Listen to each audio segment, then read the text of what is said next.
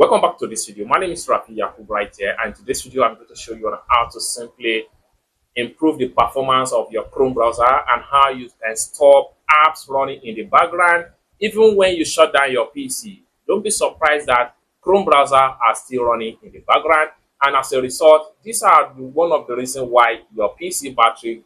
And for you to turn off any app running in the background, watch this video from beginning to the end. So let's see.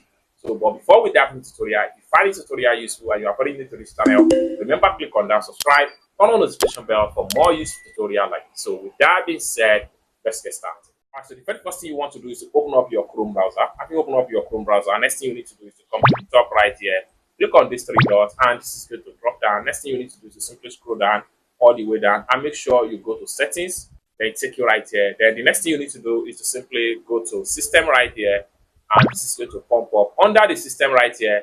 Continue running background apps when Google Chrome is closed. What you need to do right here is to simply turn this off, and with that you have saved a lot of battery, and at the same time your browsing experience is going to be improved with Chrome browser.